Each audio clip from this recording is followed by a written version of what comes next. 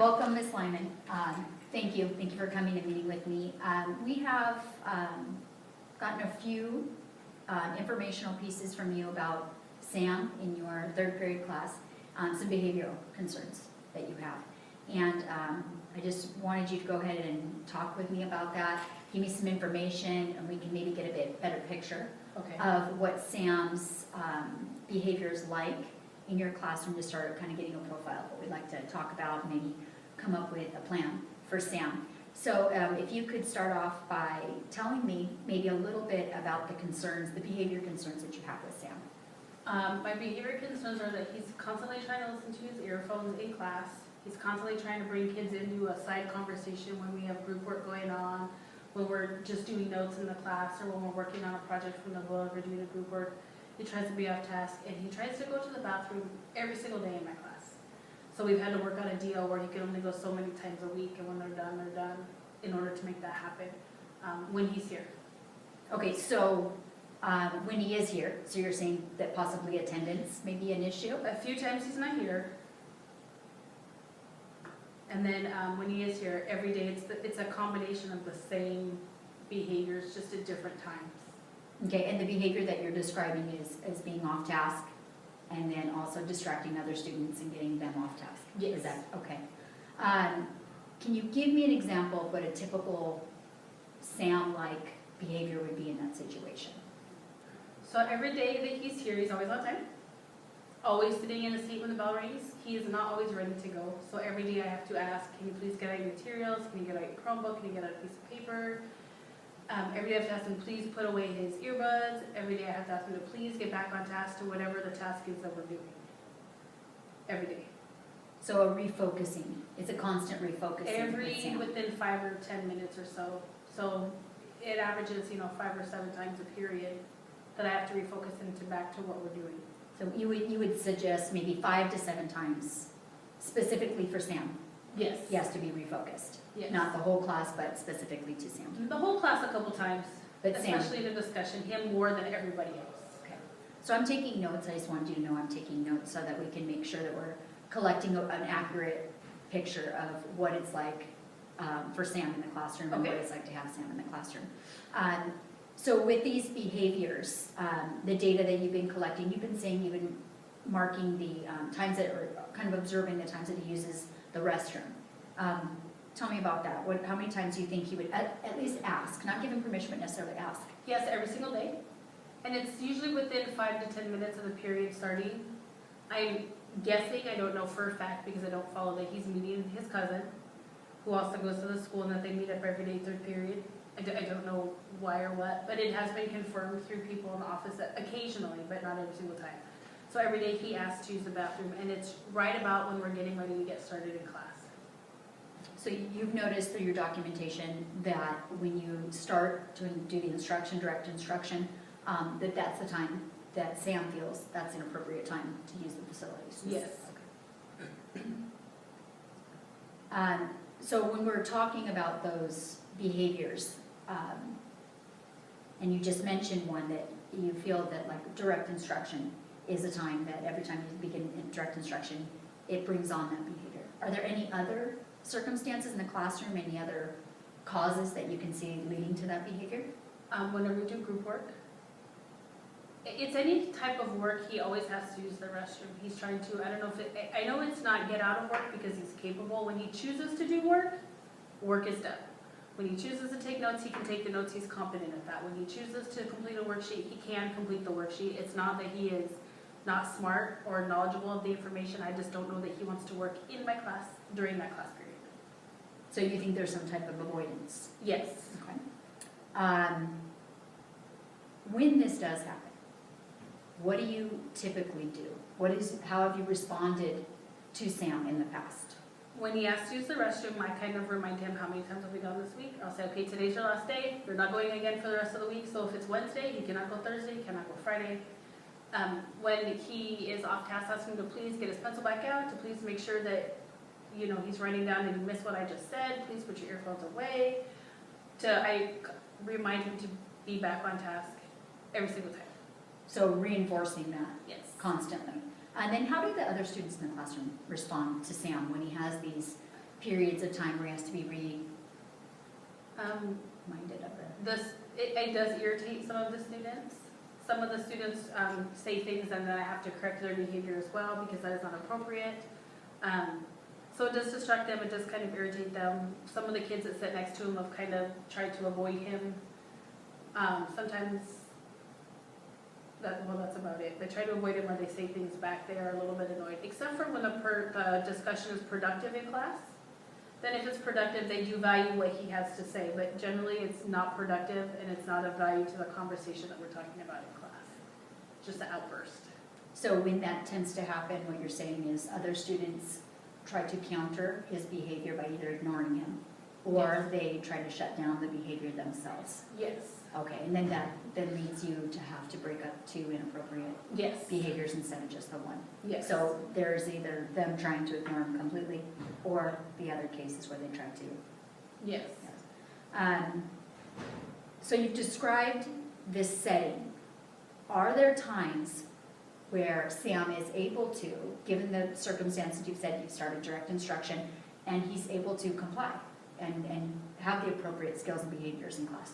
Yes. Oddly enough, every time we take a test, our tests are on Chromebooks because with the whole one-to-one initiative, so I make sure to tell him every day before, hey, tomorrow, don't forget, Chromebook needs to be here, needs to be charged, comes in, opens up the Chromebook, does the test super fast, but he'll sit down and do it right away. Ruben Alvarado, please report to the office. Ruben Alvarado, report to the office. So every time we have a test, he's very compliant, sits down, takes the whole test, and then as soon as he's done, sometimes he'll ask to use the restroom. So the technology piece, something about the Chromebook. He's on his phone a lot, and I have to constantly tell him to put it away. Today, he tried to show me a video, which I had to tell him was not appropriate time or place to show me a video that was probably inappropriate as well. So it's very connected with technology. It's just not always used in the appropriate time and the appropriate setting. So he does enjoy, you sense that he does enjoy technology. Yeah, I do. But maybe lacks the skills. That could be he doesn't know how to properly format a Word document. Would rather use a piece of paper than a Google Doc when I put stuff up there. Would rather just get out a piece of paper. But for some reason on the test, I think it's easier just pick and choose, pick and choose, pick and choose, and submit. It's all right in front of your face. There's not a lot of moving around. Maybe that's easier for him. Now, when Sam here appropriately behaves, and he does comply or does indeed do what you ask him to, take out the earbuds or take out the piece of paper the first time he's asked, what is your reaction to occasions like that when he does comply with the first time he's asked or with everybody else in the classroom? When I have to tell him to get back and then after a while thank him for doing what he's supposed to do. Today I used him as an example for what was supposed to happen, using whatever vocabulary words because he perfectly personified what was supposed to happen there. So I pointed him out as, what was supposed to be doing in class. And I do let him know that. Okay, so the praise, how does he respond to that? Does he respond seems, well? He just looks at me like, I acknowledge that I heard you, but I don't know if it's what works best for him. Okay. So he does respond to it, though? Yes. Okay. He does respond, not in a bad way. I just don't know if it's the best fit for him. Like, verbal praise might not be his thing, but he does know that, I do know that he heard me say it, and that he knows that I did notice that he did do what he was supposed to do. So he does acknowledge your praise? Yes. He does acknowledge that he is being praised for whatever it is? What is your ultimate goal with Sam? What would you like to see ultimately, as we go through this process and we're working through setting goals and maybe possible supports and interventions for Sam? What would you ideally like to see happen? Well, I'd like to see him actively participate in class with the other students while maintaining being on task. Maybe not having to ask him every 5 or 10 minutes to be on task, but maybe only once or twice a period to be refocused. I'd like him to be an active participant in class because he does have good things to say. He does provide a different perspective. It just doesn't get to come across in the appropriate way all the time. And I'd like to see him turn in all of his work so that he may pass the class. Okay. Nice kid, just don't want to have to see him again under those circumstances. So a goal for you would be not necessarily eliminate all distractions, but maybe cut back on them. I don't think that's going to be appropriate for him. I know there was some issues with the ADHD back, things got dropped. I know now this process is because of they're trying to get that fixed again. So probably eliminating is unrealistic. But maybe limiting the amount of time I have to spend trying to get him back on task would be better for the students and for him and for me, everybody around. So setting a goal of kind of limiting the amount of distractions or helping him notice the distractions in order to refocus in a more timely manner Yes. would be a good goal for someone like Sam in your class and for the other students. How would you want him to behave? What do you want to see from him as far as behavior goes? Well, as far as behavior goes, he's not generally bad. It's more the outbursts that come out in class as a result of him being frustrated or him not wanting to do something or him telling me, oh, this assignment's stupid. I would like that to just stop. So we need I don't know how to teach him an inner voice. Like if it's something that shouldn't be said out loud, then it shouldn't be said out loud. As far as behavior goes, generally he doesn't mouth off to me. He's not defiant towards me. He's not hit anybody. He doesn't get up and walk around all over the place except for back and forth to blow his nose or hand sanitizer. So maybe behavior would be like staying in a seat more every day, more in his seat and getting out. Maybe only sanitize our hands once a period and instead of 3 or 4 times a period. And only blow our nose once a day instead of multiple times every day. Things like this. So I know he has things where he needs to get up and move. I don't know how to create an environment where that can happen for him that doesn't distract everybody else. So I heard you mention disagree appropriately. Yes. You feel like there's a need to maybe teach that social skill again or reinforce it in some way Yes. for him. And then the working on avoiding seat work or direct instruction by getting out of your seat so much. So maybe a way that he can maybe have a hand sanitizer in his bag or a pack of tissues close so that he doesn't directly get up and distract the rest of the class. So kind of limiting the amount of distractions or times he gets out of the seat would be a behavior I'd like to see. Limiting that and then agreeing appropriately with others, not just you mentioned earlier, not just you, but other students around. Sometimes they get a little defensive and he does too. So Yes. maybe with his peers as well. Yeah. Something that can be worked on. As far as Sam goes, what behaviors do you really want to see reinforced that you want him to be praised for more? Which behaviors do you think he has this as a strong suit? We need to really reinforce that and make sure he understands that that's a good behavior, something he's good at, a positive praise we could give him. Well, he's good at bringing up opposite sides of things or a different point of view when you're having a discussion. So he is good at, I don't know, thinking outside the box.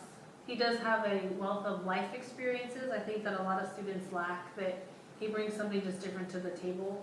And so it's neat to hear him say he does have these thought-provoking questions that he likes to bring up. So he is good in discussions when he stays focused on the topic. He's very, very good at just bringing out discussions and keeping the conversation flowing and things like that. So I think that's a strong suit. Not a lot of students are good at that. And so he does happen to be good at that with his discussion. Yeah, discussion, that's a valuable piece. And then keeping that discussion relevant. Maybe that's something with the discussions that Yes. could be focused on, reinforced a little bit for praise. Now, which behaviors do you think you're willing just to ignore?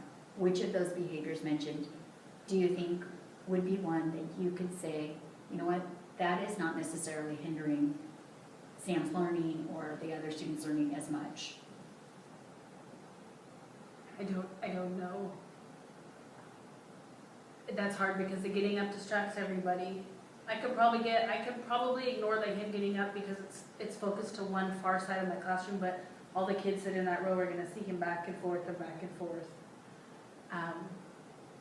The listening to music becomes a problem because it becomes loud and I can hear it, which means other students can hear it. I don't know if I can ignore one. I think they all need corrected, but I think if we're doing an order, the probably getting up to blow your nose is probably least distractive, especially this time of year as the music, the earbuds, the singing that happens to come, that all goes together. I think that would probably be the first thing that we need to limit is Getting out of the seat. getting, yeah, So that would be the behavior we're going to want to discourage. yes. Is definitely getting out of the seat as much. So discouraging the times that he gets out of the seat or kind of refocusing maybe once he gets back into his seat. Is that also something that? No, it's just like having to get out. When he comes and he sits back down again, it's still reminding him to get back on task. He was off task before, which is why he had to get out of the seat. It's kind of like so maybe the behavior would be staying on task And if he was staying on task, then maybe all of these other things wouldn't happen as much because he was on task. Okay. So getting him to stay focused on his work would probably be the one behavior that we wouldn't be listening, we wouldn't be getting up, we wouldn't need to use the restroom, we wouldn't need to do all this thing if we were just on task. Okay, so staying on task seems to be one I hear over and over again with Sam. So that definitely would be something that we want to bring up, that we want to focus on, and kind of work as we're collecting more of this information on Sam when we go through with this SST process that we've begun, and in collecting and talking to his other teachers. I want to say thank you so much for meeting with me. If you have any other questions or any other information that you could provide us, we're going through this SST process, then we will look more at this. So I just want to thank you for your time, thank you for all this information you've allowed me to collect today. Anything else I can answer right now on the process? No? Okay, thank you so much. All right, thank you.